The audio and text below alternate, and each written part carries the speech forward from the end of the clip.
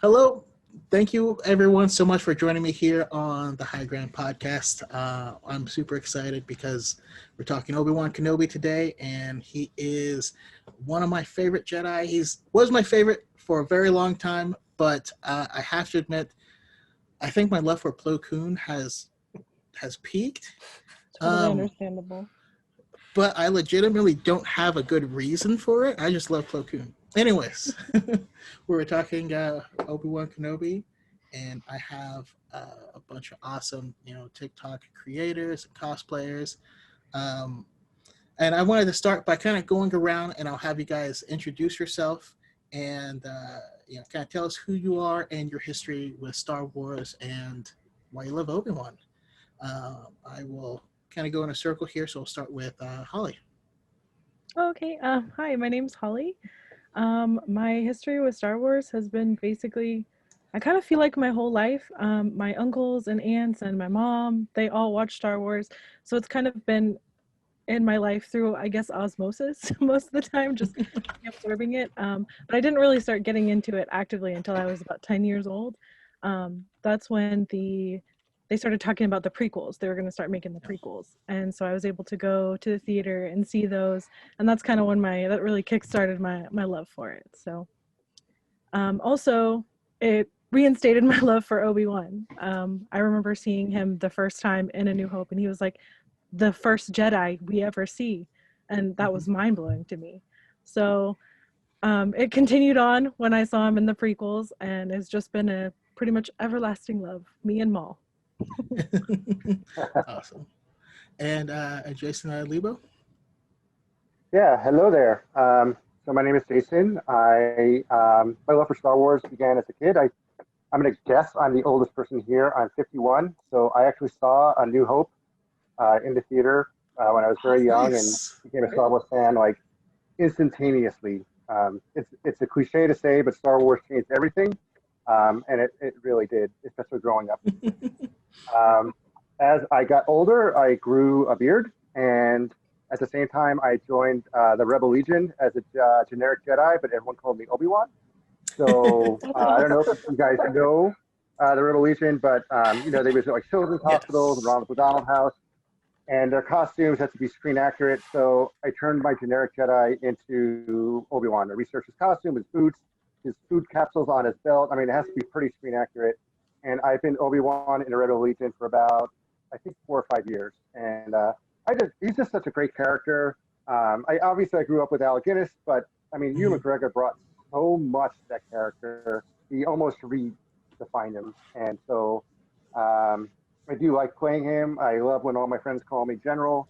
And I'm excited to be here. So thanks for the invite. Yeah, awesome. I've always seen your cosplay, and you and the Anakin that you do a lot of stuff with, and you guys look fantastic. Thank you Um, so much. yeah. And last but certainly not least, we have Pat. Same Yeah, question to you. I guess like Holly said, I just only remember Star Wars growing up as a kid, watching the recorded VHS tapes that my parents had just over and over again, and then it just continued from there. Like growing up, reading the Legends novels, Hmm.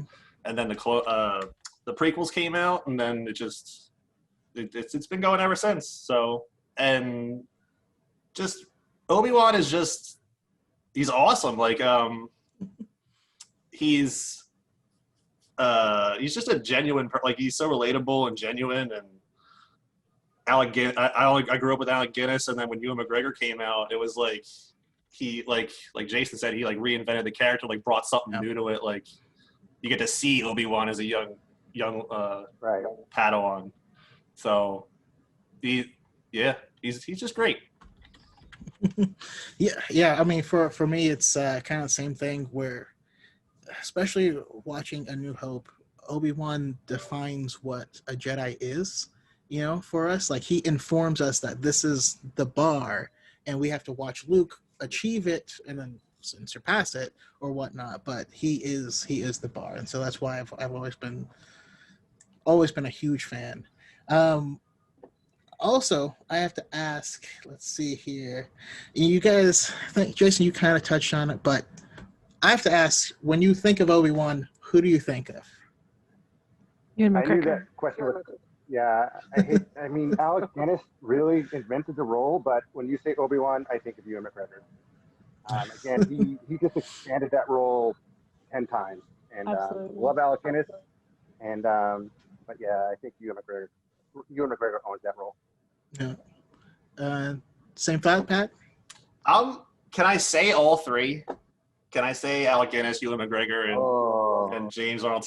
That's the cop out, but they each brought so much to the character. Like James through the animated series, Alec in the first three, and then Ewan in the prequels. Like they all did a great job with him. Absolutely. I agree. I do like James Arnold. I forgot he was in the mix, but yeah, he does so well with that voice, and I just love how he sounds. He makes the character his own. He's not Ewan McGregor. Yeah. He's not Alec Guinness. He just makes his own voice. In the Rebel Legion, we're not required to speak with accents or sound like the characters that we play, but I try my best. And the character that I fall into is James Arnold Taylor, his Obi-Wan, really? and it just happens. But sometimes I slip into a 3PO or a Ringo star from the Beatles. But I heard an interview with James Earl Taylor. I heard an interview with him that Dave Filoni said, "I love how you're doing this voice, but you need to add just a little bit of Ringo Starr into that." And I'm like, "Oh my God, I slipped into Ringo, so I must be pretty close." And I'm That's not awesome. guys, but yeah, I do. I forgot about James Earl Taylor, and he's also again great. But when you say the character, I think it was good. Yeah, I think just the thought that Ewan McGregor gave to the character. I mean, if you watch the behind the scenes, there's a point where they show where he'd made a reel of just Alec Guinness saying all of his lines and then tried to pattern after that. And like, he just really understood the character.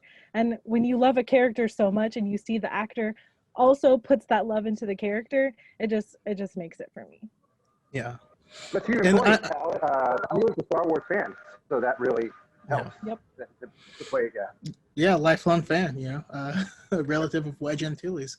Yep. Yeah, and I'm also in agreement. I think Ewan McGregor, and more than that, I feel like Ewan McGregor is Obi-Wan, like the other way around. Like when I hear him talk, I'm like, who are you? That's Obi-Wan Kenobi. Exactly. Yeah. No, I love it. I know I kind of skipped around, but I also want us to talk about it because Obi-Wan is also the ultimate badass, right? He's the first person to take down a Sith in 1,000 years without really knowing that they still existed. He was the only person capable of taking down General Grievous, and he took down Anakin. Of course, he's had many other duels, and we're going to get to them all, but I also just want to set pace so I can get to know all of you guys. Want to hear your guys' favorite duels were, and I'll start with Pat this time. Favorite duel? And you can go into Clone Wars or whatever. Oh, I'm going. Clone Wars, Rebels. I'm gonna go the Maul Savage fight in Clone Wars. Okay. Like when he's fighting them in a confined space, and then I forget what line does he say? He says I forget what he says, but he says something that he ignites the second lightsaber, and it's like, oh man, he's using 2 lightsabers.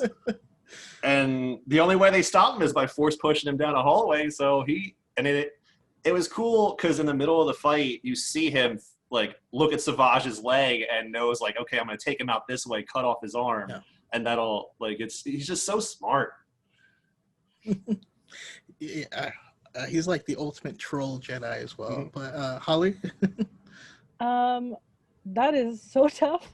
I do agree that the fight that he had with Savage and Maul was really, really awesome. And when he teamed up with Ventress to fight them, that was great. But for me, what makes a lightsaber duel is not necessarily the choreography of it, but the emotional weight that it carries. And I feel like the duel with Qui-Gon and Maul in The Phantom Menace was one of the biggest turning points for Obi-Wan as a character, and pretty much defined the rest of his life and consequently Anakin's. And so that's why it's my favorite, because it carried so much weight and it defined so much. Yeah. Awesome. And Jason? It's not one of my favorites, but it's definitely one of the most, for me, one of the most memorable is the deep cut. It's Obi-Wan, and anytime he fights Ventress. I just like the flirty nature they have when they fight. I think even in the Clone Wars movie, he loses his lightsaber for a sec and is like, "Oh, well, now I'm impressed." And Ventress, I thought this mission would be unpleasant, and she's like, "The pleasure's all mine, Obi-Wan." I just love the flirty nature between those two. Again, they're probably better lightsabers that are more my favorite, but I just love that connection between them. So that's why I choose. So that being said, I guess the Clone Wars cartoon movie, Obi-Wan Adventure. Yeah. Their fights are awesome. And I don't know if any of you guys have read the book Dark Disciple, but they are going to. It's about Quinlan Voss and Anasash Ventress, but he warns Quinlan about, because he's like Voss's handler in this, because Voss is undercover. And he's like, she's gonna. It's kind of weird. Like, you gotta flirt with her when you fight her. He literally tells her to flirt. Tells him to flirt with her. It always makes me laugh. And yeah, there's a lot of awesome fights. The OG fight, though, I have to say, still lives rent free in my head of Vader, Obi-Wan. I know they're old men. I know they're not doing a whole lot. What did you think? What do you think of that I think it was like a fan film or someone reinvented that fight? What were your thoughts on that one? Yeah, it's like called Scene 43, so Scene 34, something like that. Yeah. Mm-hmm. It's really good. I actually highly recommend everyone checks it out. I am not a big fan of the camera work in it, but the fight itself, they kind of use some of the modern techniques of moving the camera or shaking it to kind of do things, and that's jarring because that's not in Star Wars at all. But yeah, it's a great addition to kind of make it more meaningful. But just like knowing that that Alec Guinness, walks out and he has this pole with a stick on it, and so he's pointing it straight at the camera so that when he turns it sideways, it makes it look like that it's elongating. I don't know. It's an elegant battle from a more civilized age. I think the dialogue was important in that fight too. Not so much the fighting, it was them talking to each other for one last time. Yeah. Yep. And to me, that's kind of like where I land on most fights. Watching Obi-Wan fight Maul in Rebels, where it's a mind game where he baits Maul into doing. Obi-Wan's just the ultimate troll fighter, and that just makes me super happy. But yeah, we'll jump into Phantom Menace, and also if you've read Master and Apprentice, we have some young Obi-Wan in there as well. Don't have to have, but I do recommend it. Currently reading we it. actually get introduced to Obi-Wan as that's the youngest that we've seen him. I'm just kind of curious what your guys' thoughts are on young Obi-Wan. What'd you think about it? Well, I haven't read the book, so yeah. I've just started reading Master and Apprentice.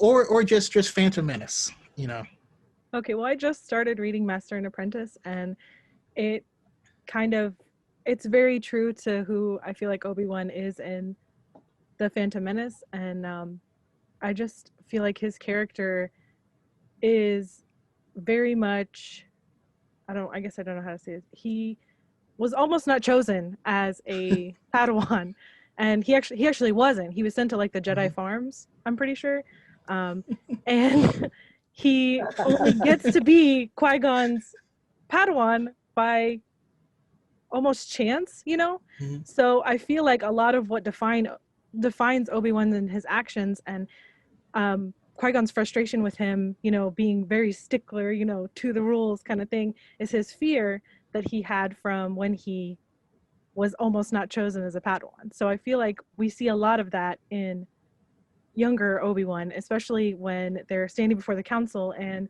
Qui-Gon is like, well, I'll train Anakin. And you see Obi-Wan kind of look like, what am I? You know, like, hey, how's it going?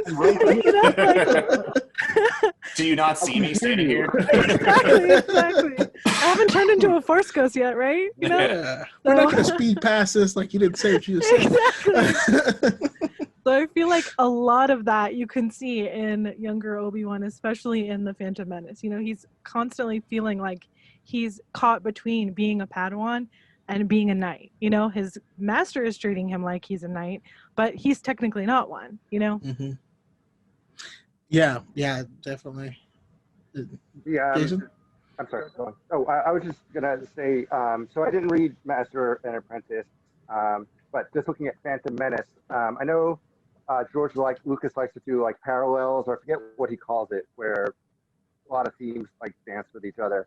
And in the novelization of Phantom Menace, when Obi-Wan is running from the battle droids, his lightsaber was broken at that moment. I think he went and he got it wet or something, and that's why Qui-Gon had to ignite his saber and take down the battle droids. And I think he scolds Obi-Wan. So it's interesting to see how Obi-Wan's lightsaber wasn't working at that moment. And then years later, he'll tell Anakin, "This weapon is your life." He's always telling Anakin not to be reckless. But in Attack of the Clones, when he sees that bounty droid out the window, the first thing he does is jump head first through the window and attack. Yeah, so it's kind of interesting to see Obi-Wan mature, especially I think he's worlds different in Revenge of the Sith versus Phantom Menace. But you can see how he kind of understands Anakin and how he probably was not wild for oh he had a thing with Satine. So I mean he definitely veered off the beaten path for a bit. Yeah, so I'm Obi-Wan. Yeah. And Pat, Yeah. Just kind of like what Jason said, you get to see him mature over the 3 movies. He ends up, like in the Phantom Menace, he's basically, you know, the reckless kind of gonna do what he's gonna do. But towards the end, and Qui-Gon has to like reel him in. He ends up trying to become Qui-Gon almost by Revenge of the Sith by telling Anakin, you know, the same stuff Qui-Gon told him. So it was cool to see him just transform throughout the 3 movies. Yeah, definitely. I mean, I always think back to one of his lines in the Phantom Menace where, you know, he picks up, Qui-Gon picks up Anakin, and he's like, "Why do I get the feeling we picked up another pathetic life form?" I'm like, "Oh, you're kind of a dick right now." but that was. But that was his thing. His master was the one that was always just like doing random stuff, and he's like, but the council, like, think about it. And I'm like, well, you know, whatever. And also, well, actually, no, I'll save that. I'll save that. All right, so then we jump to the next movie, Attack of the Clones, and we get the Jesus years, right? The infamous mullet. It's glorious. Perfect. That's the one. I guess we'll start with Jason, but I was just curious. You mentioned, you know, him jumping out the window and grabbing the droid thing, even after he just told Obi-Wan like to be patient, and or he just told Anakin to be patient, like don't be reckless. So has that kind of duality where his master and his student are rubbing off on him. But I was curious on your thoughts in that film, because we actually got to see a separate Obi-Wan journey through Camino and all this stuff. And Sure. So Attack of the Clones, I know is not a lot of people's favorite in the prequels. On the DVD or on iTunes, it's broken up in different chapters, and every time the love story begins, if you hit next, it immediately goes to an Obi-Wan theme. And so Attack of the Clones could be a great Obi-Wan standalone film solving a mystery. Because every time you see, you know, Anakin or Padme, you're like, next, and boom.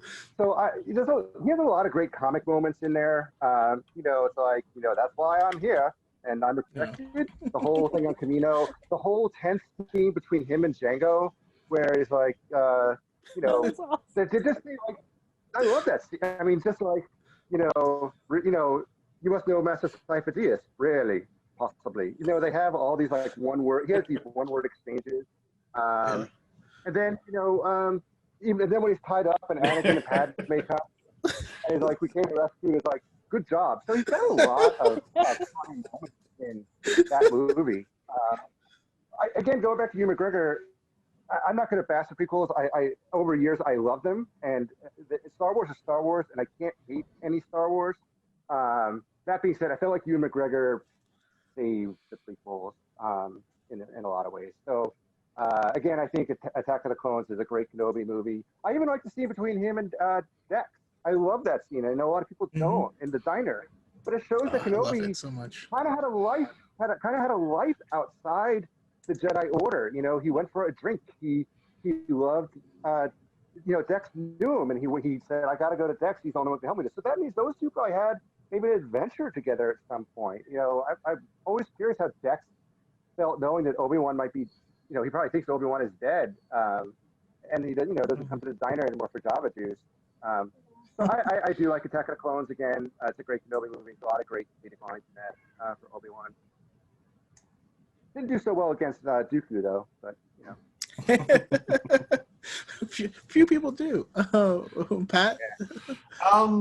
Like it was said, he's trying to still be a master, but he's not listening to his own teachings throughout the whole movie. Like he jumps out the window after saying "Don't be reckless," and then as the movie progresses, he gets more and more towards the like masterish role. But it's interesting to see how he deals with Anakin losing his mother.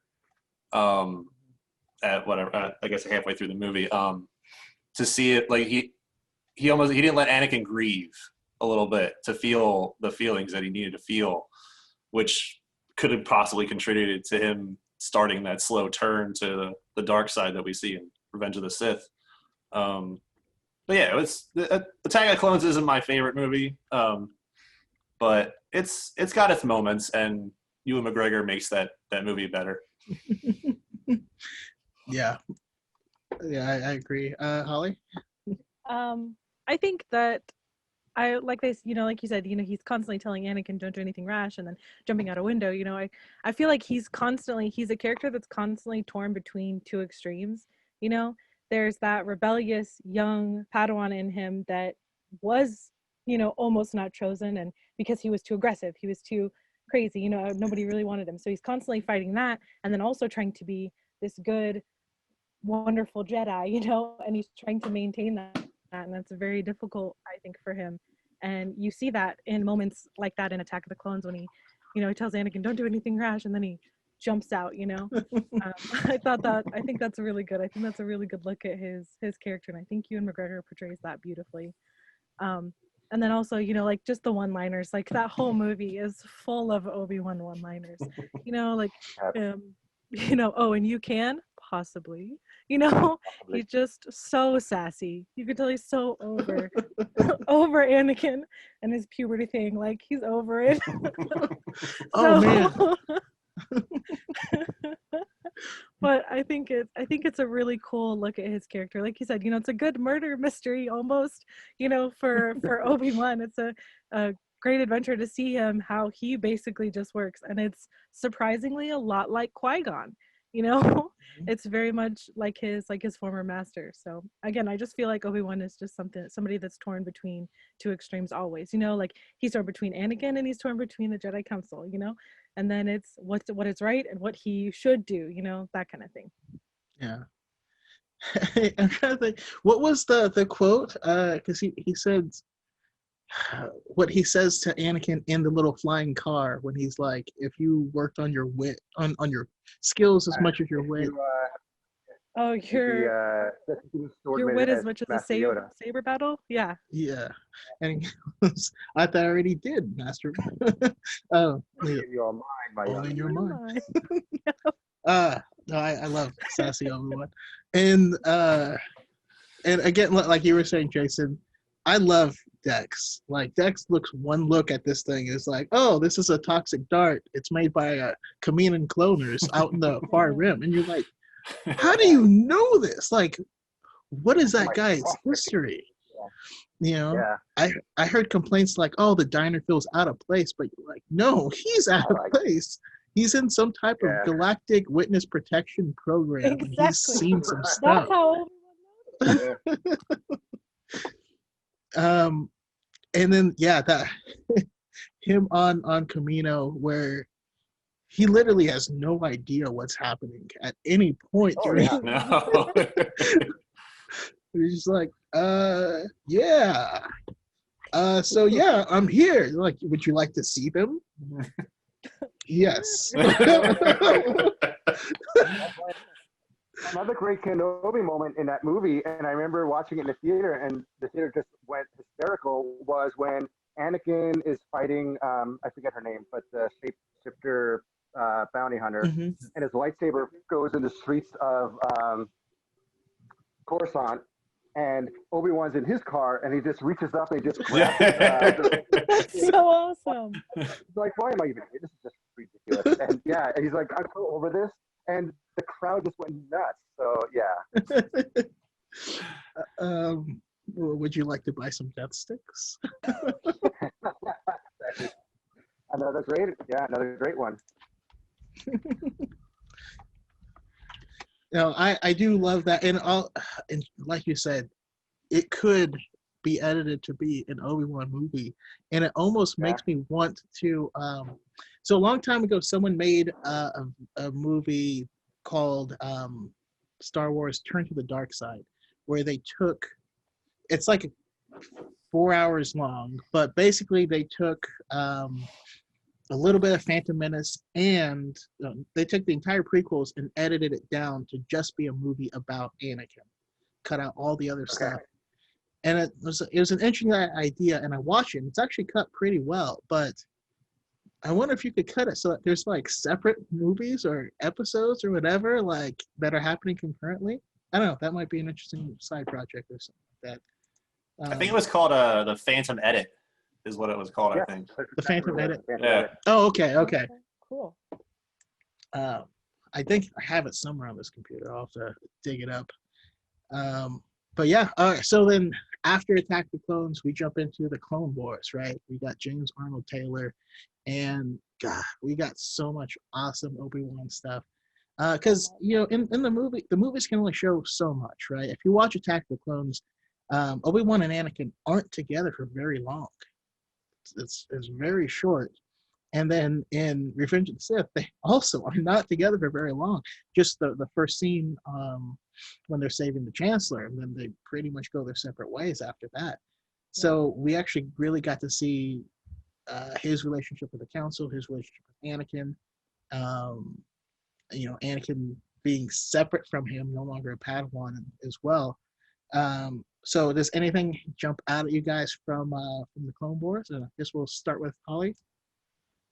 I just like that we got to see them in their relationship as peers, not master and apprentice. I mean, even though I think that Anakin still felt very much like his apprentice, Obi-Wan didn't look at him like that. Obi-Wan saw him as an equal, and that was really cool to see that dynamic in the Clone Wars. And then also to see Obi-Wan's, sassy one-liners when Anakin had his own Padawan and was having to deal with his own things. And, it's like a grandpa watching their kid have their own kid, and the kid gets sassy, and you're just like, yep, that's how it feels. So I thought that was really great. But also I like that we got to explore Obi-Wan on his own.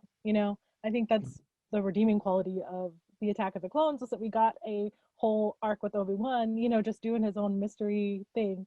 In the Clone Wars, we also get that. We get to see his past. We get to see more of like Satine. We get to see more of the things that he has done, coming to light. Even obscure Jedi like Quinlan Vos that not a lot of people may know, we get to see his relationship with him. It makes his world bigger and his character bigger. Yeah, absolutely. And Jason? So yeah, I love the Clone Wars. I agree with Holly. I think, and you, Brandon, that the Clone Wars, it really just took their story and just expanded it so much. And again, I love the prequels. I'm not gonna bash them because I do like them, but just as the 3 movies alone, it's lacking a lot that the Clone Wars filled in a lot of holes.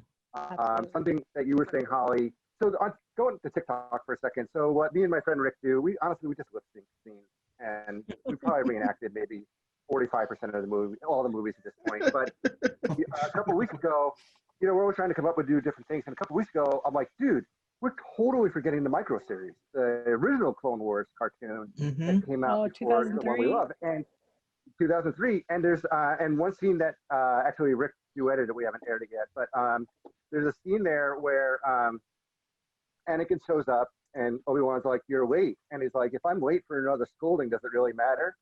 And he's like, "Scolding, you're not."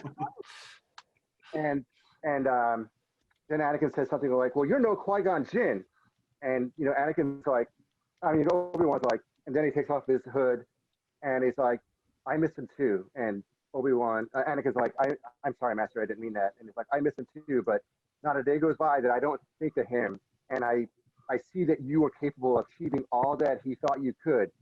And then he says, and this is actually a great moment in this, and I wish they kept it in the new Clone Wars. And then he says, and it's no longer that we are master and apprentice, but now brothers. And he enters in the Jedi council chamber, and they cut off his ponytail, and he becomes a Jedi Knight. But so going, just dealing with Obi-Wan, we get Satine, we get Maul, even the whole Maul hatred thing. Again, he killed Maul, and he was dead. But then I don't even know what the reasoning is to bring him back for, but I don't regret that reasoning at all. It was great to see that According to Dave Filoni, he literally just said, "Bring him back." Dave Filoni walked into George Lucas walked into Dave Filoni's office and said, "Hey, we're bringing Maul back. Figure out how to do that." Right. So, it's great, and Maul has a great arc from beginning to end, the second ending. But and just Maul killing Satine in front of Obi-Wan, and it's like, I'm not going to kill you, I'm going to make you suffer. I assume eventually he would have killed him if no one rescued Obi-Wan, but yeah, it is so many great. I mean, we could come back and do a whole podcast on the Clone Wars cartoons, on our favorite episodes and whatnot. But also, all I can really say is it just really expanded the characters a great deal, the friendship between those two. It really shows the tragedy of Anakin Skywalker. I mean, he was such a great hero. And in the Mortis arc, he said, I would never willingly turn to the dark side. And it's just really sad how they showed why, even more. When he gets shown it. He gets shown it, and he's like, you cannot believe what I've seen, what I've become. And it's just so good. Even the Mortis arc, we could have a whole. Are you trying to make me cry, man? Beautiful. Beautiful. Really, I don't really fully understand what's happening there, but it's so good, and I just love seeing the friendship between those two. There's so many. They had a lot of clips too. He's like, Obi-Wan's like, I think we should go this way, and Anakin's like, why do you ask my opinion? We never do things my way. And Obi-Wan's like, and you just see their friendship. And to your point, I think, Brandon, you said it, in the movies, they're not together very much in Attack of the Clones at all. But in Revenge of the Sith, again, looking at me and Rick in our TikTok, I just love those scenes that they're together where he's like, I sense Count Dooku, I sense a trap. Next move, spring the trap. And it's just, I just love, and you got a lot of that in Clone Wars. And in the Kenobi show, I hope they have a lot of flashbacks. I want to see more of Ewan and Hayden and that friendship and the joking and the brotherhood. And that's the only way we're going to get it now, is maybe unless they do another cartoon, or if they do a lot of flashbacks in the Kenobi stuff. I'll be quiet now, sorry. No, you're fine. You're fine. I'm loving it. And Pat?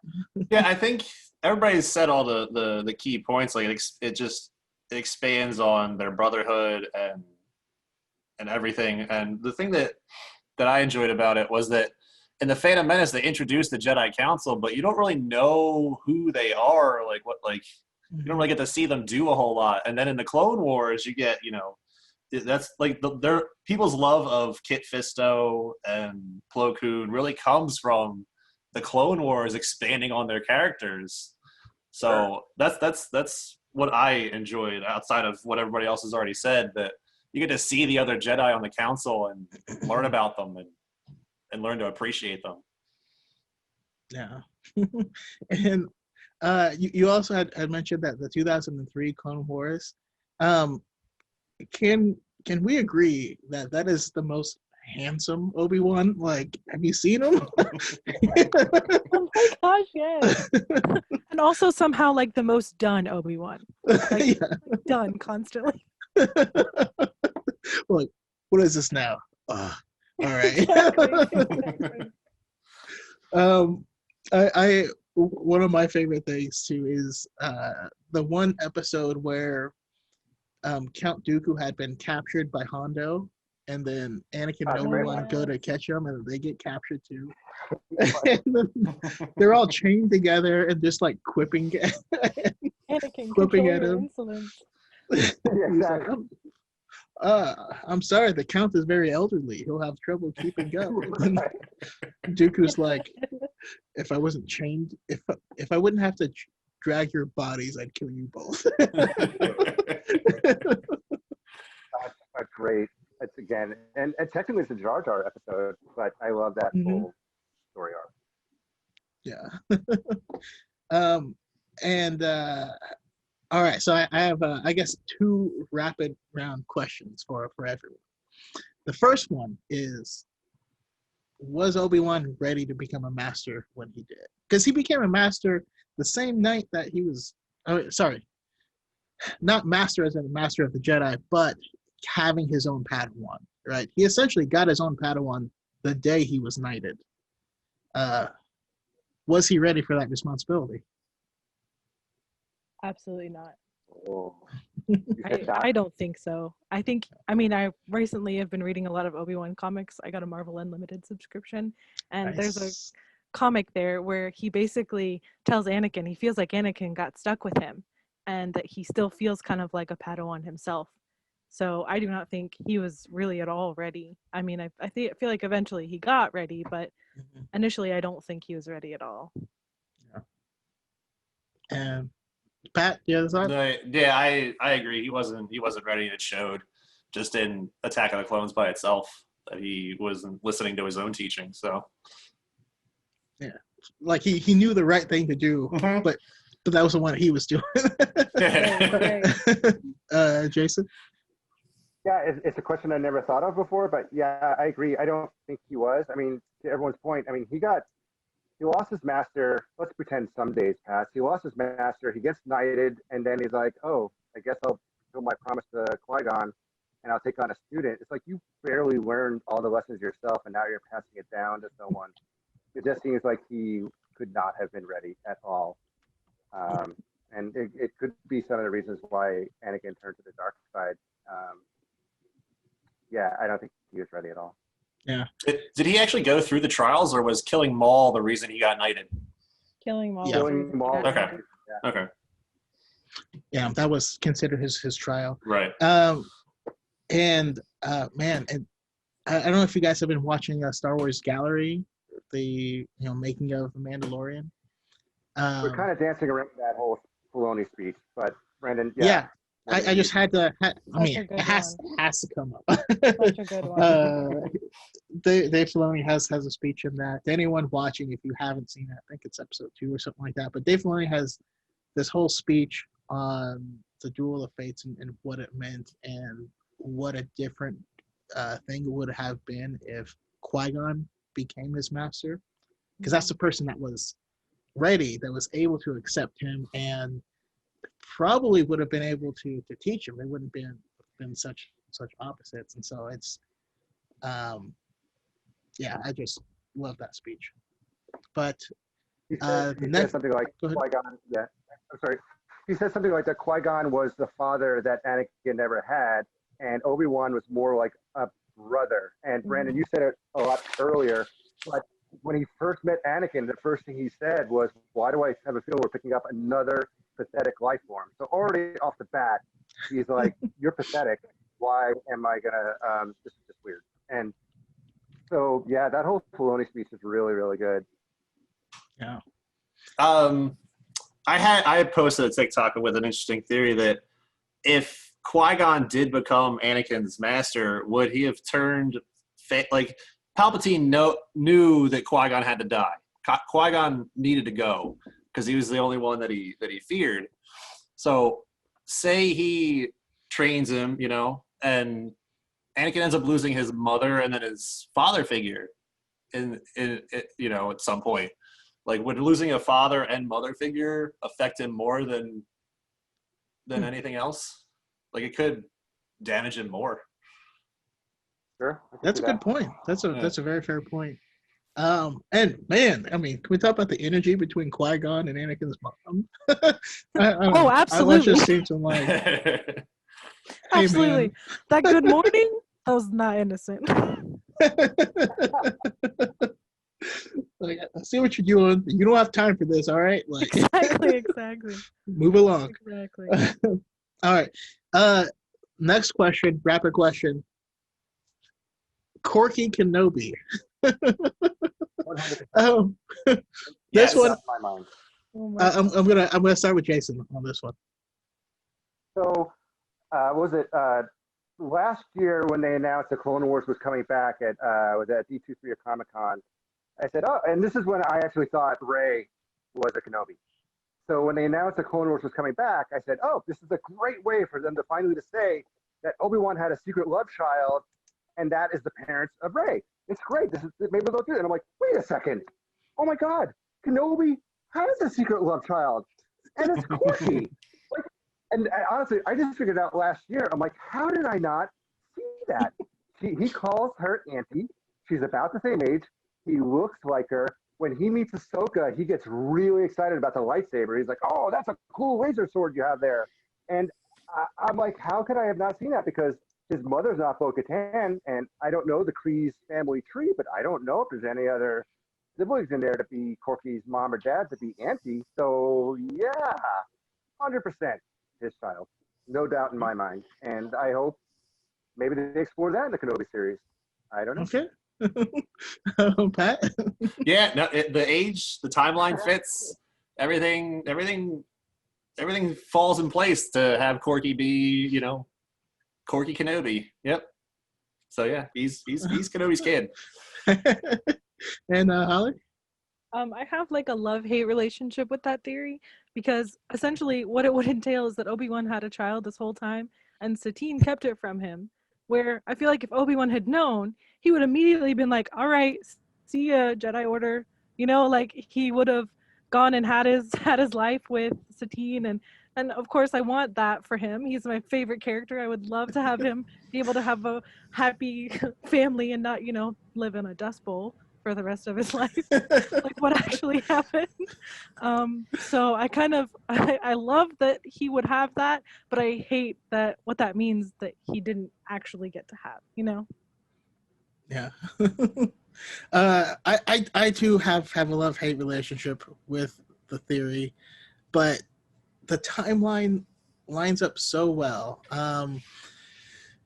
His the mysterious sibling that he's supposed to be related to, he's not Bo-Katan. Yeah. Well, yeah, I mean, for in Master and Apprentice, in the epilogue, it actually briefly mentions that it happened. And when you look at the timeline, like the timeline would mean that it would have happened like just before the Phantom Menace, which does track pretty freaking well with his age, especially compared to Anakin and all this stuff. So all the signs point to it. Again, knowing how much the Mandalorians value family and things like that, I can't picture Satine pretending it wasn't her kid. That's the thing that gets me. So I can't picture Satine pretending that. But I don't know how their political system is, or if she wouldn't have been elected to office had it been true. Her hiding it from Obi-Wan does make sense to me, because in the Clone Wars, Obi-Wan looks at her and says, if you had asked me to leave the Jedi, I would have. And I can't remember what her response was, but basically she understands, like, this is what you are meant to be. This is everything to you. There's no way I could ask you that.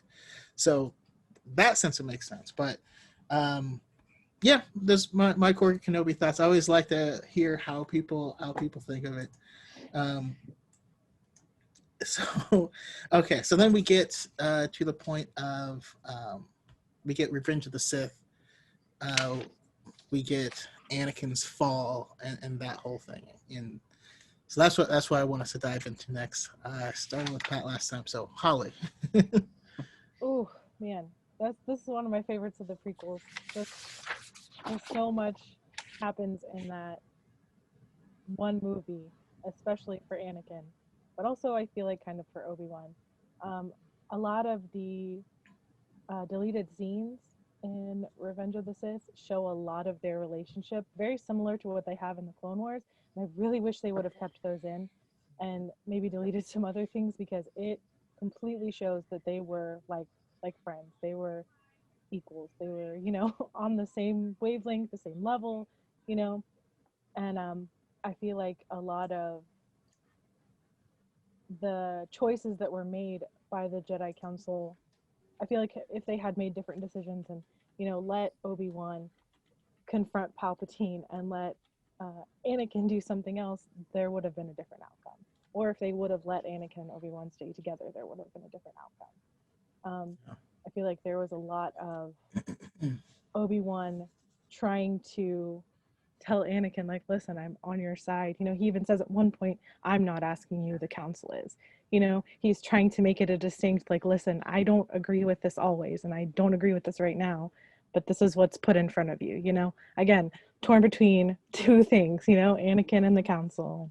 I feel like we got to see a lot of that in Revenge of the Sith. And then at the end, we got to see basically him having to go do something that he definitely does not want to do. He even told Yoda, no, I can't do that. I absolutely can't do that. And Yoda's like, no, sorry, you absolutely have to. Here you go. Exactly. So it's emotional on pretty much every level. High stakes, 100%. Like a cow on stilts. The stakes were never higher. Exactly. Jason? It's one of my favorite movies. It is my favorite movie, the prequels. In the Rebel Legion, my Obi-Wan is Revenge of the Sith Obi-Wan. I agree with everything Holly said, so I can only just add just personal stories to it. And there's two, and it's Rebel Legion stories, but we were doing a hospital troop, and they played a montage for May 4th, and they had all these people saying, "May the Force be with you," and it ended with Obi-Wan looking at Anakin from Revenge of the Sith, saying, "Goodbye, old friend." It turned, Anakin saying, "Obi-Wan, may the Force be with you," and he turns around and says, "Goodbye, old friend, may the Force be with you." And I don't know what it was. Maybe I was fighting through something, but I just started to well up. I'm like, this is the last time they were friends, and they just separate. And I'm like, oh my God. And then another time, and I tell the story all the time, we were at a Comic-Con, me and my friend Rick, who's Anakin, and somehow we just started really getting into the lines. Like, we do this all the time. We'll just start shouting out lines. And we had some people around us, and I think I jumped on a chair and I said, "It's over, Anakin. I have the high ground." And we did the whole thing. Unearthed my power, and I pretended to chop off his legs, and he's writhing in pain. And at one point, Rick says, he goes, "I hate you." I started to well up. I'm like, that's awesome. Here is a really good friend of mine who I've grown to just really appreciate and like, and he hates me. And then I said, "You were my brother, Anakin. I love you." And I'm like, all right, and we're done, because I felt like I was really gonna bawl. So there's so much emotion in that movie for Obi-Wan. The one line I don't like at the end of the movie is when Yoda says, "You got to go to Tatooine and have more training, to commune with the dead you can." And he's just all like happy. He's like, "Oh my God, Qui-Gon! I get to see Qui-Gon again." It's out of place, but again, I can't really expand more than what Holly said. I think he hit every nail on the head. He didn't want to go after Anakin. it was just, he didn't want to, he was on Anakin's side. He didn't want to have to ask him to do that. It was just a hard movie for him. And I agree, there's a lot of, so when Rick and I do TikTok, we try to find unpopular material. So we did a lot of the deleted scenes. It's a little goofy, but when Anakin's speaking R2 In the for beef, droid, yeah. he's like, I'm not a protocol droid. And he's like, oh, right. Beep, beep, beep, is up. It's just goofiness. There's another scene where they slice up battle droids and they both say Roger, Roger. I mean, they have this playfulness to them, this brotherhood that I just love. And again, I repeating myself, but I hope we see some of that in flashback in the Kenobi show, because I miss it and I wish they went more on it. So yeah, your next mission is to start doing content from the Chinese bootleg Backstroke of the West. Oh my I heard gosh. about that. I have heard about that. That's a great call. We will start that. Yeah, I'm actually going to start making some content on that myself. Pat? Just to add on to what everybody said already, the Clone Wars just added so much to that movie. It when you see the Jedi getting killed and then having to see Commander Cody shoot down his general, and it's like it just brings so much more weight to that movie. And then knowing Ahsoka's in the background, like on a different planet, feeling all of this stuff, I don't know if enough is said about I know people look like John Williams, but his scores are just they add so much to the scenes. It's beautiful to listen to the soundtracks. Star Wars without John Williams would have been. I don't think it would have succeeded without John Williams. To be honest, I especially think of after Anakin kills all the people on Mustafar, and he's out looking onto the lava, and he has the Sith eyes, and then you hear the score, and it's beautiful. And like the notes of that score is kind of what informs Kylo Ren's theme later, showing that he's based off of this character, and just the way that it's talked. I mean, but if you watch Star Wars Gallery or any of the making of, then you'll know that he actually has the music in mind when he's writing this stuff. So it's not something added after the fact. It's a through line. But yeah, I mean, like you guys say, this is the movie where Obi-Wan shows the most doneness, in my opinion, especially in the opening scene when they're both flying. Obi-Wan doesn't like flying. He's really good at it, but he hates it. Oh, absolutely. and like Anakin is like trying to save him and trying to help him, and he's just like, oh my God, kid. I'm not helping. Just let me die or whatever. That's preferable. If you notice the shields are still up, like no, I love it so much. But it also I love how smart Obi-Wan is, and you can really see that throughout, I mean, all of the films. I think about him, saying, it's over. I have the high ground. He beat Maul from the low ground. He beat Grievous from the low ground. Why did he say that? He was baiting Anakin to try and jump over him and do the thing that that he did to Maul, that I'm sure he's heard that story 1,000 times, when he goes and talks to Padme and lets her know like what Anakin's been doing, he knows she's gonna know where he is. He talks her and he baits her into leading him there, and we even see that throughout the Clone Wars, when he's quipping at Maul, just because there was times where he's at a losing position and he starts making fun of you. And then you're like getting mad, and he gives him a little opening. It's a little Spider-Man-esque. But yeah, I love that portion of him, and that whole oh my goodness, sorry, this is slightly off topic, but we did skip over it from Attack the Clones. I just wanted to touch on how amazing the Attack of the Clones version of the asteroid belt is, and then Yeah. Oh yeah. the sound of the seismic charges and stuff like that is just gives me That's so awesome. much Yeah. happiness, just in general. But yeah, another thing to think about, and this someone did a TikTok that got popular based on it, is how many times they just leave their robes lying somewhere. Right? Yeah. They're always disrobing. He goes through what, 4 in that movie? He goes Dooku. Yeah, he has 6 in the entirety of the prequels that he loses.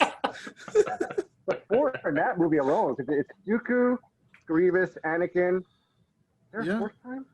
Maybe not. Maybe it's only 3. Yeah, he goes through a lot of roles in that movie. I can only think of 3 right now. Yeah, I don't know. It just always makes me laugh. Just like, oh, just leave this here, and I'm not coming back. And then another thing that always just kind of makes me chuckle is in the Revenge of the Sith novelization from Matthew Stover, when he loses his lightsaber, obviously, and Cody's the one that gives it back to him. And in the novelization, he gives it back to Cody.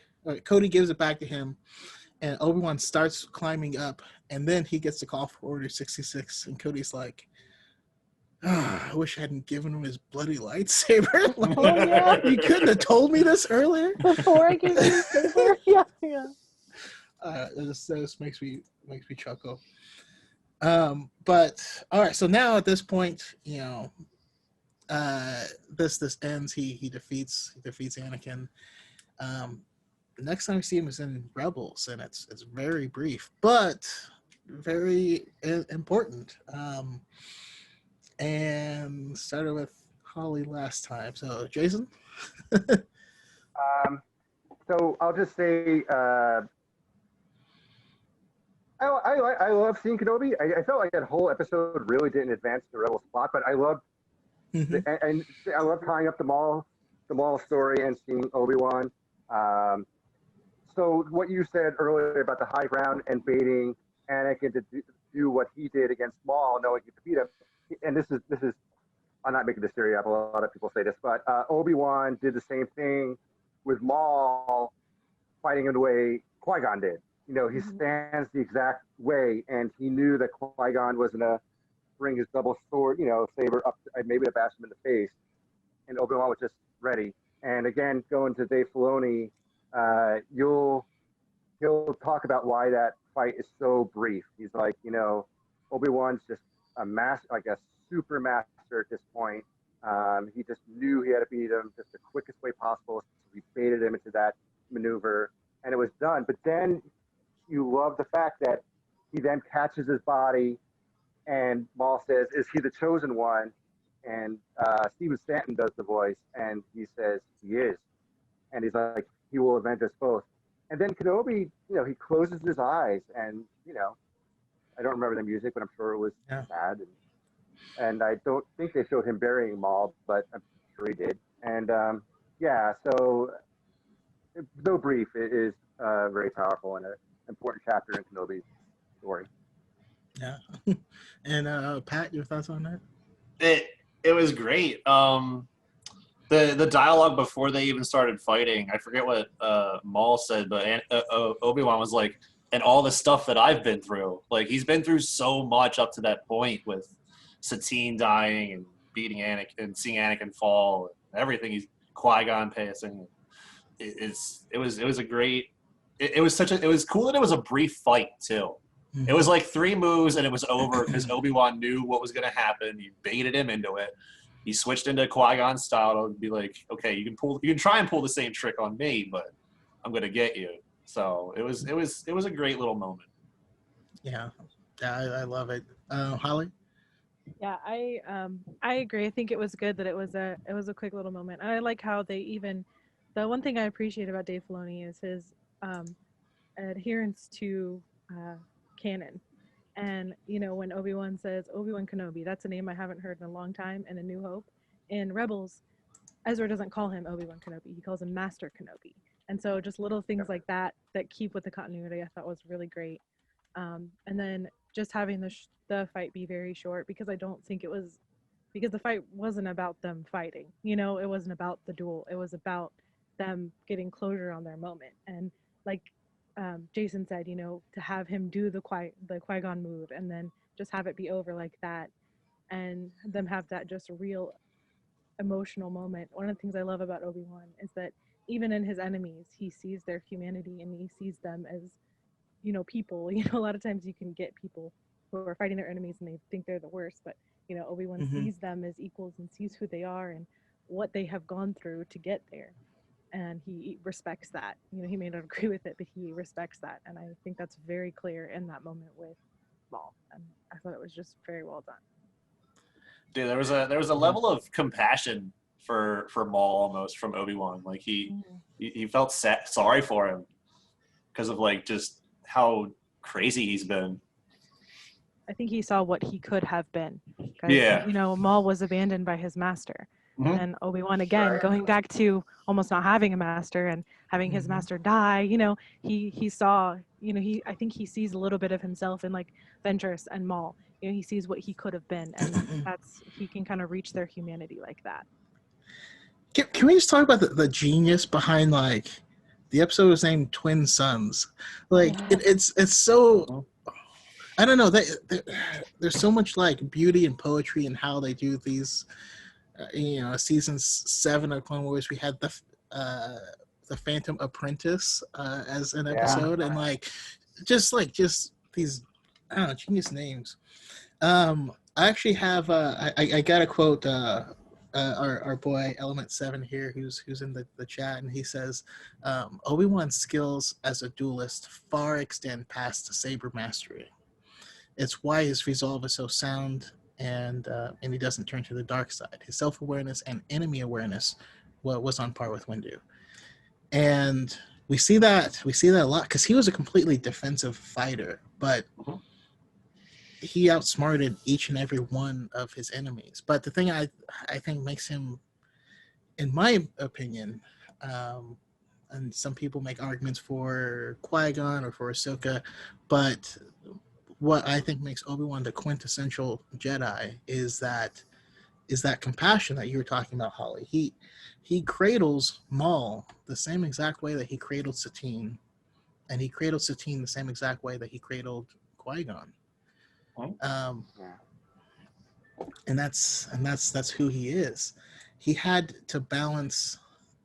Like if I were to draw a Venn diagram of that would be Qui-Gon's resolve to the living force and to doing what is right in the moment, and then with Yoda of trying to see the big picture, and with Mace Windu and his practicality, right? Mace's downfall was he was trying to serve the Republic because the Republic could do the greatest good at the moment, which is off. But if you draw a Venn diagram between those three areas, I kind of feel like that's where Obi-Wan lived. And he kind of embodied, what's right, what needs to be done in this moment, and what needs to be done for the bigger picture. So yeah, that's much beyond it. But all right, so we jump into a New Hope, and that's when we actually get full on Alec Guinness. I didn't get to see A New Hope in theaters, but I got to see the re-release, the special edition, and in theaters, and that was a magical moment of mine because for me, I grew up with a VHS tape of Empire Strikes Back. So that's where Star Wars started for me. I watched it so much that the tape physically broke, like the tape ripped from wear and tear. So yeah, it was magical to me because I hadn't seen A New Hope nearly as many times, and it's kind of what led up. Because, but yeah, A New Hope, we get old Ben doing his thing. I'll start with Pat on this one. It was. Trying to think of the words. And did he recognize R2? Yes, he did. I have to say it. I'm sorry. But it was good to, because he, oh, geez, I'm trying to think of the words. Can't words. He was just that old sage. He appears to save Luke, screaming like the Sand People. And we get the original hello there. And then he's like, "Okay, this is your time, Luke. You're gonna go. We're gonna start training you." And he gets a short, brief stint of training on the Millennium Falcon, and then he will. Geez, I'm trying to think of. He was it's cool. We can come back. Yeah, it's hard to think about what he, because it was just the end of him and the dialogue between Vader and him was just seeing the prequels, and it added to the feelings I felt at the end of A New Hope. Like, this is the last time they're gonna talk. Like, Obi-Wan knows he's not gonna make it off the Death Star. Even Vader even said, like, he's not planning on escaping with them because he knows that this is gonna be the last meeting between them. So the prequels added to that, and it was beautiful. Yeah, I agree. And Holly? I've always been fascinated with like the old wise, sage characters like Gandalf and Merlin, and those are always my favorite growing up. So when my uncles were like, "All right, we're gonna watch Star Wars," and they sat down and they put on A New Hope, Obi-Wan was like, all immediately, I was like, "That's my favorite character. I love that guy." And so just to kind of see his character go throughout, and at the time, when I was watching it, you don't really realize the significance of him confronting Vader. And my uncle's like, "Okay, this is what happened with this guy, and this is what happened." My uncle's explaining everything as we were watching, and now when I went and saw the prequels, and then I went and watched A New Hope again, it just made it even more so. But yeah, I just remember watching it and him pulling his hood back and "Hello there," and I was like, that is the Star Wars Gandalf, and he's my favorite. I will take it. Star Wars Gandalf. He's just a crazy old wizard. Exactly. And I love that. And I absolutely think that he recognized R2, but he was not telling a lie from a certain point of view. No. And Jason? Again, growing up with it, being old is almost dirt. We didn't have YouTube back then. We didn't have social media. It wasn't released on VHS for a very long time. It wasn't released on HBO or TV for a very long time. So our only Star Wars fix we can get were the trading cards or books or picture books. And I remember the two trading cards I didn't like. When you get the pack and you open it, the two cards I didn't like the most was Alec Guinness and Peter Cushing. But years later, as an adult, I'm like, to get those two actors to be in this unknown movie with an unknown director is ridiculous. Yeah. So I think my headphones just died. So he just brings so much to this. When Han Solo calls him old fossil, you think back to Attack of the Clones where he could probably take Han Solo in a bar fight or something. So he's not an old fossil. There's just so much to him that Alec Guinness brought. I have my own fan theory, and you guys can all disagree with me, but I think that Obi-Wan and Vader meet one more time between Revenge of the Sith and A New Hope. And it's just because at some point Obi-Wan has to realize that Anakin's still alive. And so I'm just curious what that is like. And Vader says you shouldn't have come back. At some point, Vader must have said, "Hey, by the way, you have my lightsaber. Give it to my son." I don't know. I feel like there's a lot of things that happened in the original trilogy. Obi-Wan once thought you did. You never saw that. I think there's a lot. I feel like there's one more chance meeting, but I could be wicked wrong on that. But hopefully, again, in the show, they'll explore before that. But there is going to be a point in time where he's like, oh my God, he's not dead. And oh my God, he's now a metal monster. So, but yeah, Alec Guinness, he created the role. And like we said, Ewan owns it and he made it his own, but it originated with Alec Guinness. So I do love it. Yeah. Yeah, and it had to.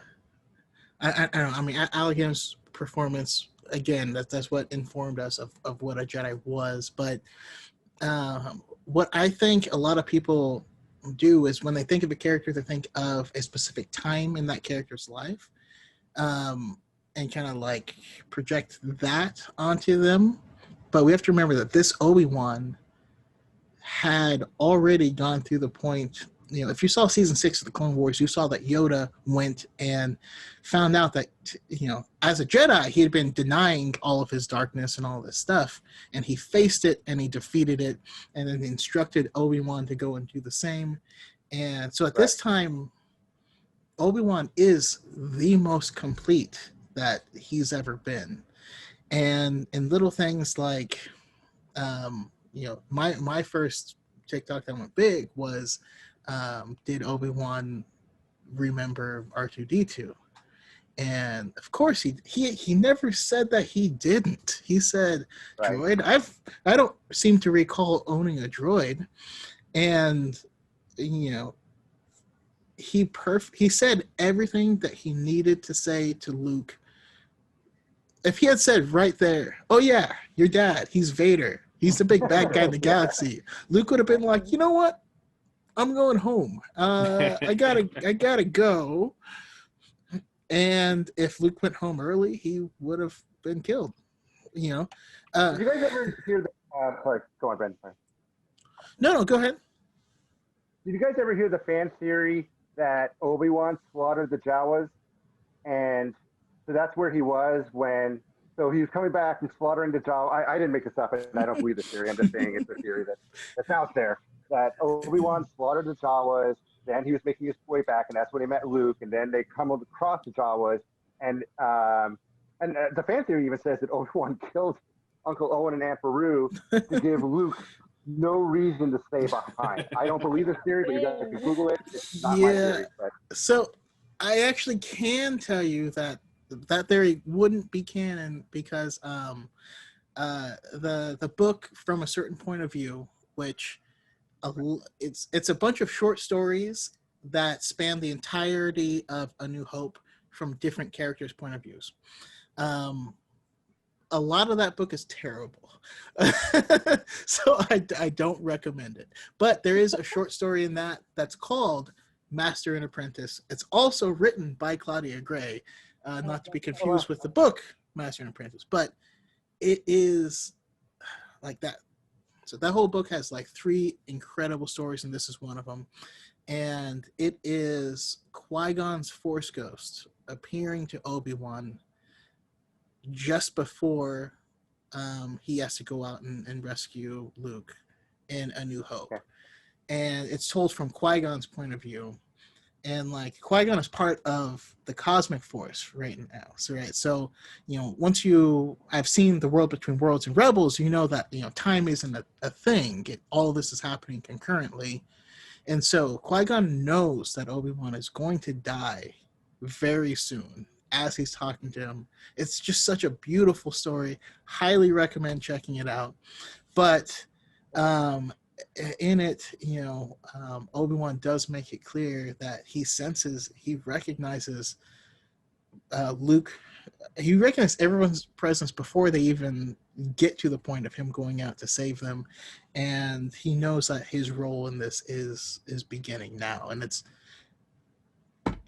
you know, I'm just gonna send that short story to all of you guys because it's so good. Yeah, I totally want to read it. All right, so. And I apologize for keeping you guys long, but I do want to talk about a couple more things, right? Because that's not the last time we see Obi-Wan. We can kind of collapse the next 2 movies into one with Force Ghost Obi-Wan popping up in Empire and Jedi. And this is so Empire and Jedi were my 2 favorite. Jedi was my favorite movie for a very, very long time, and then eventually Empire and Jedi swapped. But God, I love them so much. But yeah, we get a little bit more Obi-Wan, and let's also toss in Force Ghost in A New Hope as well, because he does speak to Luke. I want to hear your guys' kind of thoughts on the Force Ghost life. And we'll start with Pat. I think it was cool to see it as a kid. Like this, he was a ghost just walking around Dagobah, and then he gets tired and sits on a log. But it was good to see him still mentoring Luke even after the fact of him, becoming one with the Force. But like he said in A New Hope, is that always be with you. So it was cool he was still going to be with Luke even after it. Yeah, I mean, and that's what he said. If you struck me down, I'll become more powerful than you can possibly imagine. And by being struck down, he became the architect of Vader's, I was going to say destruction, but also return. Return of the Jedi. That was Anakin's return. So, Holly? Yeah, I think that the addition of the Force Ghost was really cool, and especially since he was my favorite character when I was watching him. I was like, oh my god, he's dead. And then he came back as the Force Ghost. I was like, okay, we're good. I'm glad for that, But I think it was an important addition because it is Obi-Wan. It is Vader's master. It is almost like Luke's link to his father and to his father's past, and that kind of thing. And just like you said, he only says exactly what he needs to say. And I know a lot of people, especially in the last one, give Obi-Wan a lot of flack for telling Anakin to go kill his dad, and stuff like that. But I feel like he knows what he needs to say to get the reaction that he wants from Luke, or not necessarily get the reaction, but to motivate Luke in the way that he needs to be motivated. And Obi-Wan's kind of like, okay, I've been through this with the Skywalker boy. I got this. I know how to handle this. And I think having him be a Force Ghost was a really cool addition. Yeah, and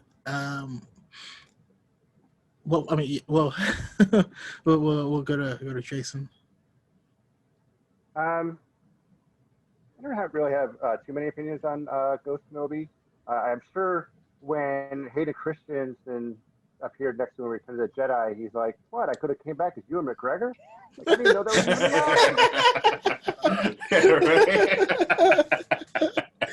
was But yeah, I just think, again, we see some reckless stories from Obi-Wan. When Yoda's like, I think Yoda says he's reckless and impatient, and Obi-Wan, so was I, if you remember, which we never really saw as super young Obi-Wan. So, he played a great mentor. I always had a lot of questions about Ghost Obi-Wan, like we can't help you. Yoda and I can't help you.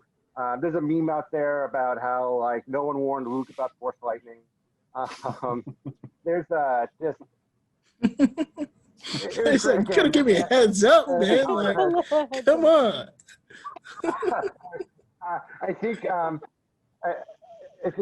I said it that still was the old sage, so he was still there to train Luke as time went by. I don't know when that connection ended, but it was cool to hear them use Alec Guinness's voice in Force Awakens, though, as and have the ghost say, yeah, they took Afraid and they cut it in half so he could say Rey, and I thought that was cool because I recognized it right away. I'm like, oh my god, that was Alec Guinness, and obviously they brought it back again in The Rise of Skywalker.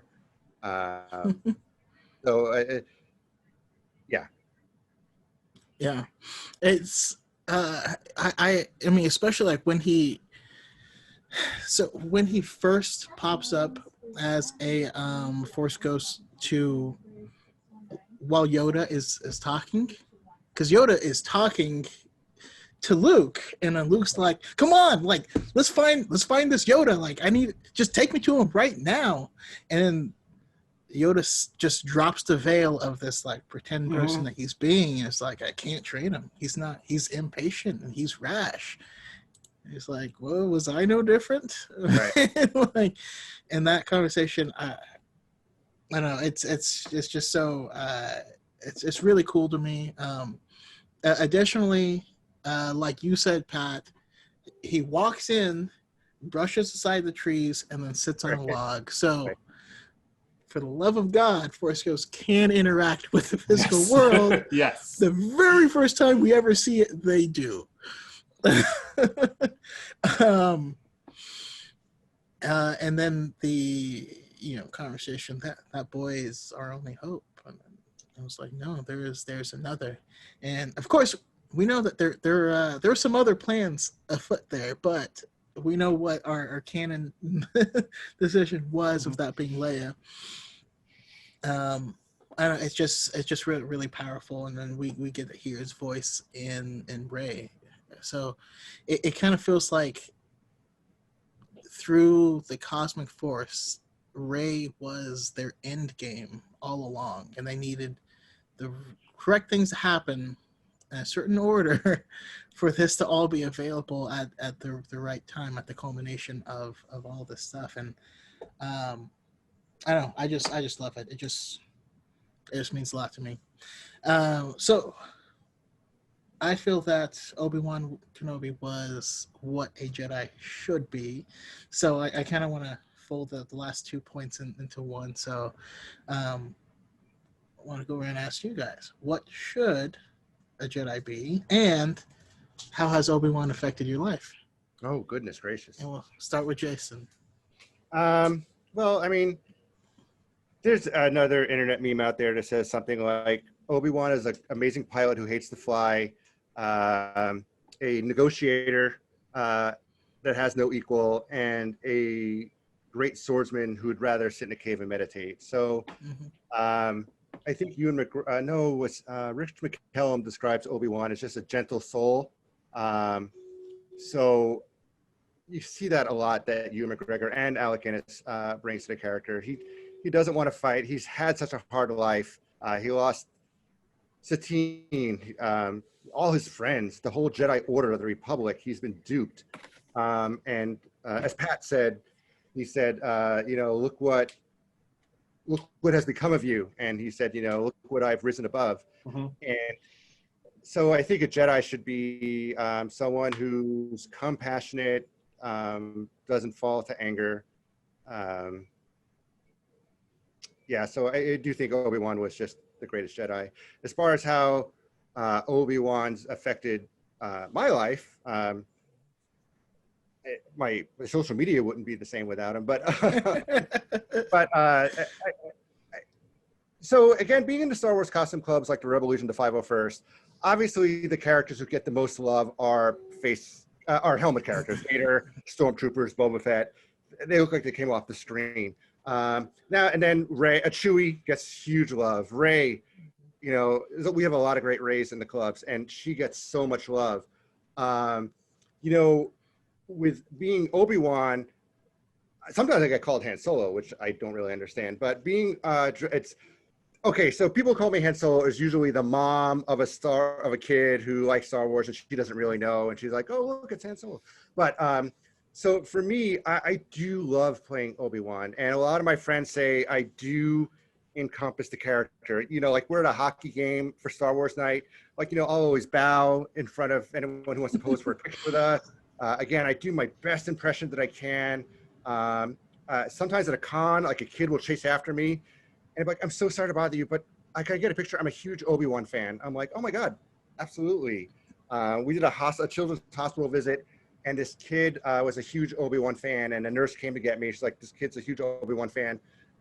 He'd like to meet you." And so as I'm going there, I'm like, "Oh my God, do I stay in character or do I not?" And I decided not. And we just talked about how awesome Obi-Wan was.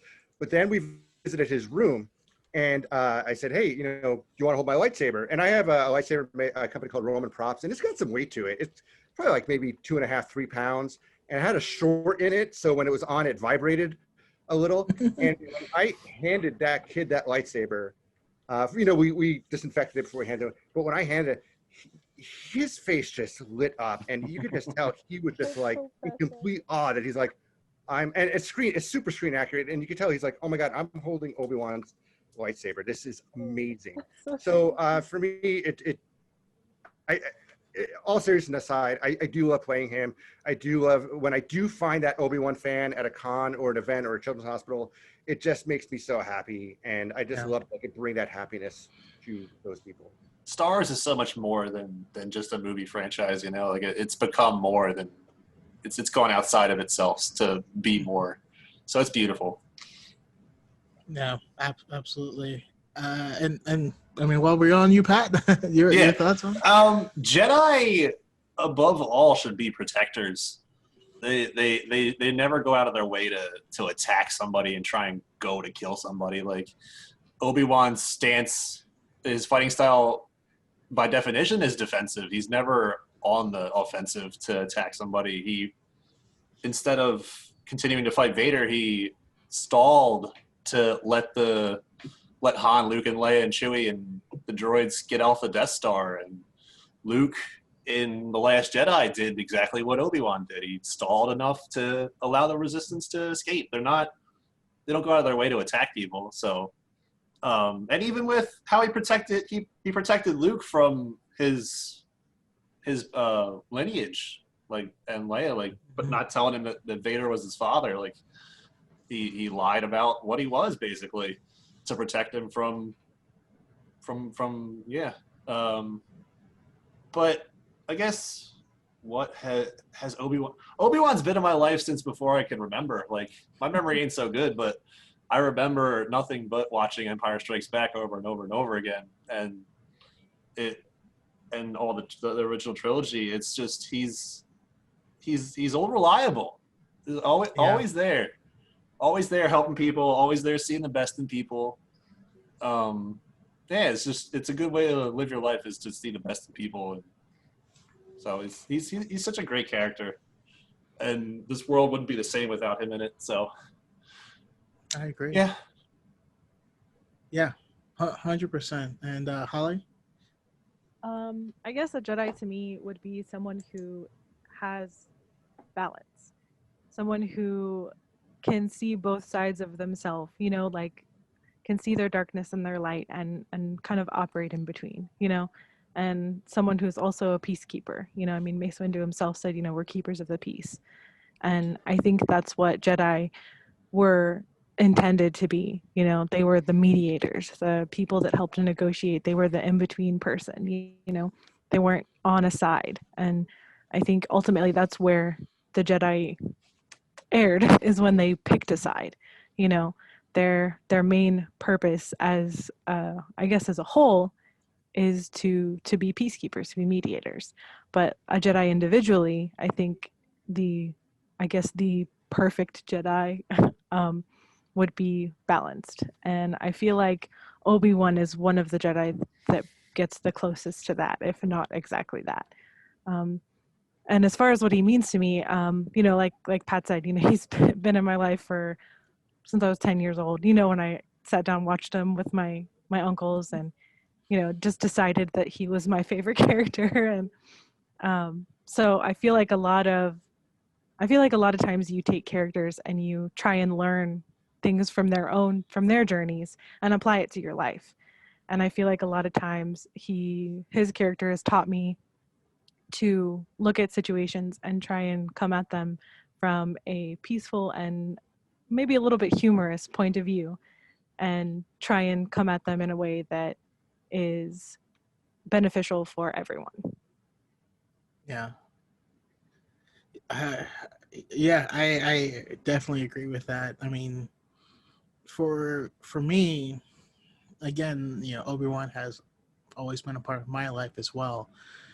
And thinking back, unknowingly, I've actually modeled quite a bit after Obi-Wan, where what I try to do is achieve that piece. And here in the Star Wars community, if I could share to you guys half of the amazing and positive messages that I've gotten just from starting a Star Wars TikTok where I explain things and I stand up for people and try to make a safe space for people to be fans and love what they love. And that to me is Obi-Wan, is looking at Maul and understanding that the only reason that this guy survived being cut in half is because of his hatred of you. You know what I mean? I don't know if you guys played KOTOR 2, like Darth Sion lived on hate. But that's what sustained Maul. And Obi-Wan understood, hey, there's very few actual villains in our world. Everyone is the hero of their own story, and if you can understand that, then you might be able to reach them. And if you can't reach them, protect the people that you love. And that's what it is. And even if these people don't agree with you, even when Maul died, he still cradled him just the same. And that's what Obi-Wan is. That's what I strive to be. And that's why I love the character. So that's my 2 cents. Absolutely agree. Yeah. All right. So we have our final lightning round, right? So we have the talks of the Obi-Wan series, it being 1 season potentially. So I want to find out from everyone, A, what do you guys want to see from Obi-Wan going forward? And B, do you have any closing remarks? And where can we find you? Where can we find your content? And I started with Pat last time. So Holly? Well, for the Kenobi series, I would really like to see him confront his dark side, because he went straight to being a knight. He didn't have to do the trials, and part of the trials is confronting your dark side. Also, we get to see in Clone Wars where Yoda basically confronted his dark side. So I would really, really like to see Obi-Wan be able to do that, and I would love for it to be undistinguishable from light side Obi-Wan. I would love for that, for it to look and just be like, oh, they look exactly the same except one has yellow eyes. I just feel like that would be really great. And again, I would love for a lot of flashbacks with Anakin and Obi-Wan. I mean, I know that Star Wars isn't super big on flashbacks, but I would love to see as many as we can. That would be awesome. I'm kind of bummed that it's only going to be 1 season, but in the same light, I would rather it be short and good than long and the material stretched, So, yeah. And I am on Instagram and TikTok under Hollydeeann. It's the same TikTok, same on Instagram, and then my Twitter is Diagon Holly. Okay, beautiful. And I kept calling you Hollydeeann, and I'm sorry. That's okay. Everybody does it. It's totally fine. Jason? Listen, my own family has called me Hollydeeann, so you're good. You're totally good.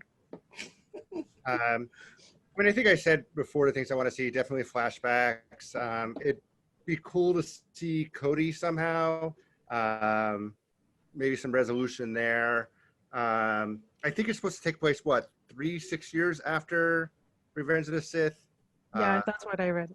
Yeah, I think it would be neat to see Obi-Wan realizing Anakin's still alive. Everyone's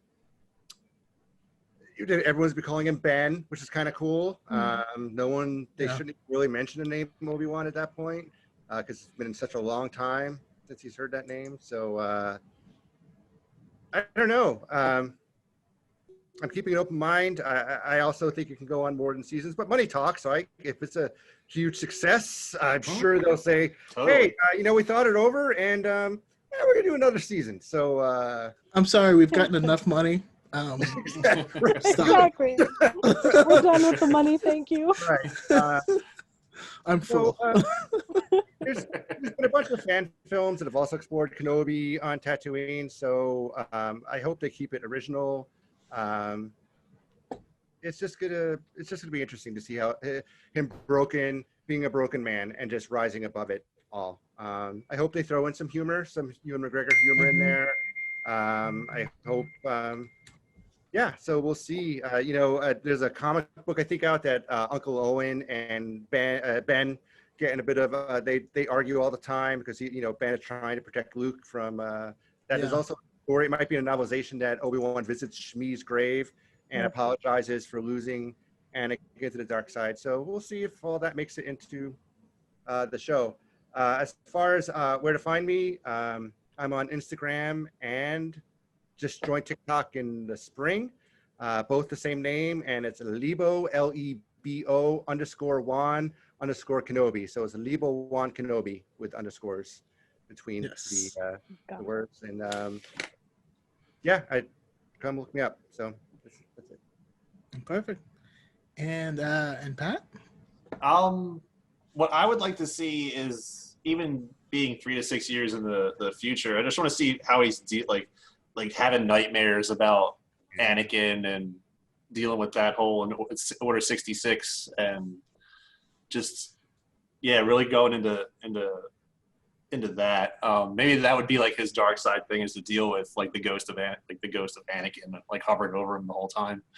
And to see like what they do with Luke, like how he interacts with a I don't know, toddler, infant Luke at that point, just to see that whole dynamic. And the ways he like stays in the background but still kind of like saves him from, or like pushes him in the right direction. Yeah. What were we gonna say? In the comics, there's like a couple things like that I do really want to see, because like he makes a deal with the Jawas, and so the Jawas make sure that they bring their best stuff to the Owens farm. And just there's a bunch of like little things like that. What you had mentioned, Jason, about him visiting Shmi's grave is part of the Ahsoka novel. It's actually included in that, and it's super solid. But there is a novel for Obi-Wan by John Jackson Miller that I believe you've read, Holly, when I first talked to you months ago, where that's exploring his life at that same time. It was really good, and like where he was at first trying to get involved. He's been a hero. You've been a hero your entire life, and you've trained to be a hero to protect all these people. And knowing that I can't save these people because I need to protect this one, and when Maul pops up, he says, hey, is this a chosen one? And yes, it is. And, we know Anakin is a chosen one, but from Obi-Wan's point of view, Obi-Wan saw Anakin fall, murder all of the Jedi, Of course, Obi-Wan fully believes that Luke is the chosen one. There's a lot of really cool themes that they can play with, and of course, like you said, flashbacks, because I just we need more Hayden Christensen. That's just facts. I'm not making that up. So Could you imagine like somehow Bail Organa makes his way to Tatooine, and like infant Luke and infant Leia like pass each other in like a crowd, and it's like, I would love to see Space Jimmy Smits and more stuff. I hope Heck yeah. in the Cassian show. Yeah. Oh, I'd watch a Space West Wing. But yeah. I guess where to find me, I'm on TikTok, Slapknot84. The links are all in my bio. I actually just joined a podcast with three other creators called The Rank of Master, and we post like a video a week on YouTube. So there's also that. Oh, cool. But yeah. Awesome. Yeah, be sure to send me the links and stuff, and I'm going to put all of your guys' links in the comments here, and then your TikTok and Instagram names, if you've mentioned them, I'll put them up here so everyone can find you guys. But yeah, thank you so much for joining me. This has been super fun. I don't know. Yeah. The first time I ever created content was in May. It was like 2 days before May 4th. And I've just been having so much fun talking with other Star Wars fans about Star Wars, about the things that they love, and it's the best. So I love your. I really love your positivity I think the first Absolutely. TikTok that I found of yours was, and I favorited it, and I even duetted it, and I didn't say anything. It was, if you like Ray better than Ahsoka, you know, here are the reasons why. Oh. And you're like, I'm just kidding. If you have to tear down a character to say your character's better, it's just not worth. And I'm like, this guy is awesome, and fan. That was the one I became an instant fan with. Yeah. So I really like your work. So keep up the good work. Agreed. Yeah, The first so- one I found of yours I was when you were appreciate it. talking about Captain Pananka, and I had never heard that, and I was like, "Oh my gosh, who is this guy? He's Stop trying to giving make me me cry. some tea. I need this." I know, it was so sad. As soon as I found, you popped up on my For You page, I instantly like followed, and then I saw that there was a podcast, and I was like, let me watch, and I was like, I had to message you and be like, can I get on? Like, just to be able to talk Star Wars with three people that love Star Wars as much as me is exciting to me. So I was as soon as you messaged me back, I was at work and I just stopped working. I was like, I can't. I got on the podcast. Like, this is so cool. I was texting all my friends. I was like, dude, yeah, I made it. They're like, dude, that's awesome. So I have a bunch of I messaged everybody your Twitch, and I was like, get in here and say what's up. So I have, you know, it's the Star Wars community is just awesome. Some people bring it down, but it's like I said, it's just so much more than a movie now. I agree. It is so much more of a movie, more than a movie, and for the positive creators and people creating, you know, people wanting to talk about it. It's like we heard in Rise of Skywalker, right? There's more of us. You know, we can't let them separate us, and that's why I do this, and I love you guys so much. But may the Force be with you always.